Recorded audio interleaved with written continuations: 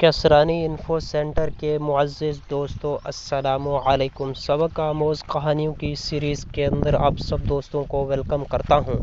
ایک مرتبہ ایک درزی کے پاس ایک آدمی آیا۔ اس نے درزی کو 1000 کا نوٹ دیا اور کہا، میرے لیے فلاں قسم کا کپڑا لے آنا اور اچھا سا سوٹ تیار کر دینا۔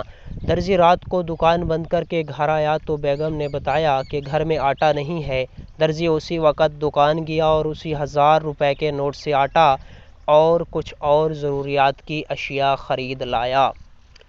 اب جس دکان سے درزی نے سامان خریدا، اسی دکاندار کے پاس ایک گاہک آیا جس نے 4000 کا سامان خریدا اور دکاندار کو 5000 کا نوٹ دیا، جس کے بدلے کے طور پر وہی 1000 کا نوٹ گاہک کے پاس چلا گیا۔ اب وہ گاہک گھر آیا تو اس کی بیگم نے بتایا کہ بچے کے اسکول کی فیس دینی ہے۔ اس نے بیگم کو اگلے دن فیس کی ادائیگی کا عندیہ دے دیا۔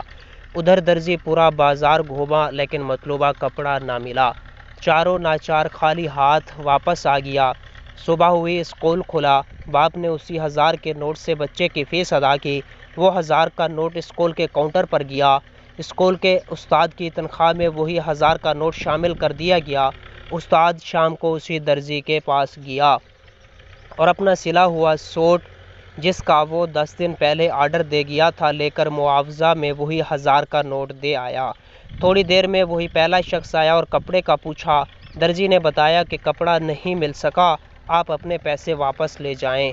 اس طرح وہی 1000 کا نوٹ واپس پہلے والے آدمی کے پاس چلا گیا۔ میرے نہایت ہی محترم قارئین کرام، اس عاطف کا یہ واقعہ آپ تمام احباب تک گوش گزار کرنے کا فقط اتنا سا مقصد ہے کہ دولت اگر معاشرے میں تیرتی رہے گی تو لوگوں کی ضروریات پوری ہوتی رہیں گی۔